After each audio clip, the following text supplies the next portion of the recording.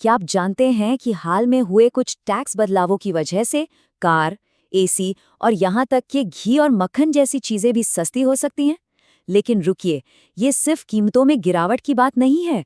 ये जीएसटी कटौती असल में भारतीय अर्थव्यवस्था को एक नया बूस्ट देने की एक बहुत बड़ी कोशिश है। तो आज हम यही समझने वाले हैं कि इन कटौतियों के असली विजेता आखिर हैं कौन। तो आज हम इसे कैसे समझेंगे? सबसे पहले हम देखेंगे कि अर्थव्यवस्था को इस बूस्ट की जरूरत ही क्यों पड़ी। फिर जीएसटी कटौती की पूरी तस्वीर को समझेंगे। इसके बाद हम ऑटो और डेयरी जैसे बड़े सेक्टर्स पर फोकस करेंगे और फिर एसी और सीमेंट पर भी नजर डालेंगे। और आखिर में देखेंगे कि आगे का रास्ता कैसा दिखता है। तो चलिए शुरू करते हैं सबसे पहले और सबसे जरूरी सवाल से। आखिर सरकार को ये कदम उठाने की जरूरत ही क्यों पड़ी? देखिए, किसी भी आर्थिक फैसले को समझने के लिए उसके पीछे का क्यों जानना बहुत जरूरी होता है। इस सवाल का जवाब मिलता है उन चुनौतियों में जिनका हमारी अर्थव्यवस्था कुछ समय से सामना कर रही है। यही वो कारण है जिन्होंने पॉलिसी मेकर्स को एक्शन लेने पर मजबूर कर दिया। तो असल बात यह है कि अर्थव्यवस्था के जो सबसे बड़े इंजन होते हैं वो सुस्त पड़ रहे थे। खासकर निजी खपत, यानी हम और आप जो सामान खरीदते हैं उसकी रफ्तार काफ़ी धीमी हो गई थी। और जब देश का सबसे बड़ा ग्रोथ ड्राइवर ही धीमा पड़ जाए तो जाहिर है पूरी इकोनॉमी पर ब्रेक लग जाता है। बस इसी सुस्ती को तोड़ने के लिए एक बड़े पुश की ज़रूरत थी। अच्छा, किसी भी सरकार के पास ना इकोनॉमी को चलाने के लिए दो मेन टूल्स होते हैं।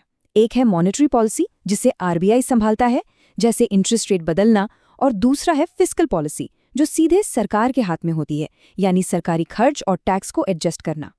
और ये जो जीएसटी कटौती हुई है वो इसी दूसरे टूलकिट का एक बहुत बड़ा हिस्सा है।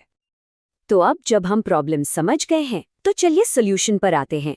ये जीएसटी कटौती सिर्फ एक टैक्स में बदलाव नहीं है, बल्कि ये एक सोची समझी स्ट्रैटेजी है जिससे एक डोमिनो इफेक्ट शुरू करने की उम्मीद है, जो पूरी अर्थव्यवस्था में एक नई जान फूंक दे।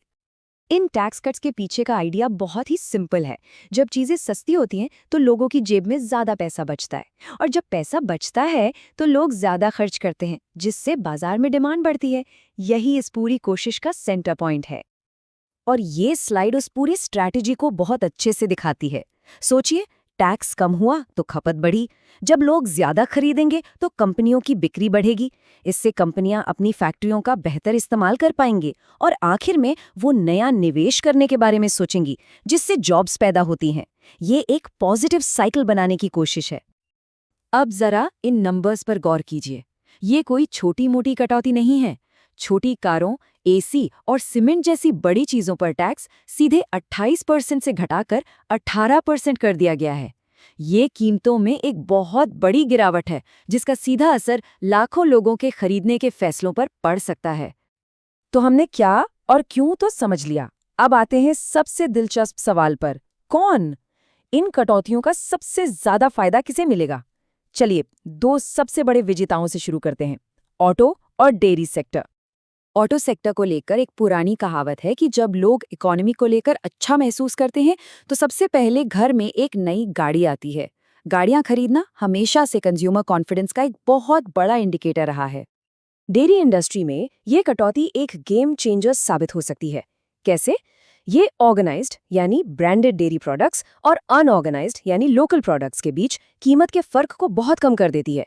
इसका मतलब ये है कि अब ज्यादा लोग ब्रांडेड घी, मक्खन और पनीर खरीद पाएंगे, जो इस सेक्टर में एक बहुत बड़े बदलाव की नींव रख सकता है। और हाँ, ये कहानी सिर्फ दूध की नहीं है। असली ग्रोथ तो घी, पनीर और मक्खन जैसे वैल्यू एडेड प्रोडक्ट्स में है, जिन्हें ये जीएसटी कटौती और भी ज्यादा अट्रैक्टिव बना देती है। अच्छा, कारों और डेयरी के अलावा दो और बहुत ज़रूरी सेक्टर्स हैं जिन्हें एक बड़ा बूस्ट मिलने वाला है। पहला है कंज्यूमर ड्यूरेबल्स, खास तौर पर एयर कंडीशनर, और दूसरा है सीमेंट।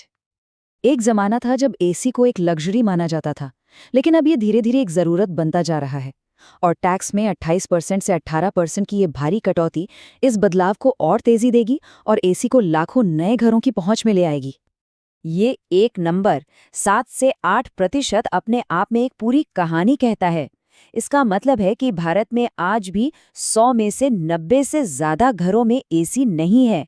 अब सोचिए, जब कीमतें कम हो रही हैं और इनकम बढ़ रही है तो इस मार्केट में ग्रोथ की कितनी बड़ी गुंजाइश है।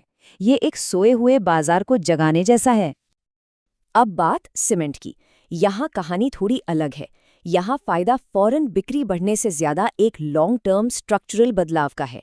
सीमेंट को लग्जरी आइटम की कैटेगरी से हटाकर 18% स्लैब में लाना इसे इकोनॉमी के एक कोर बिल्डिंग ब्लॉक के तौर पर मान्यता देता है। ये आने वाले सालों में इंफ्रास्ट्रक्चर और हाउसिंग के लिए एक बहुत पॉजिटिव सिग्नल है। तो इन सब बातों का कुल मिलाकर क्या मतलब निकलता है? चलिए थोड़ा जूम आउट करते हैं और देखते हैं कि बड़ी पिक्चर में इकोनॉमी के लिए आगे का रास्ता कैसा हो सकता है।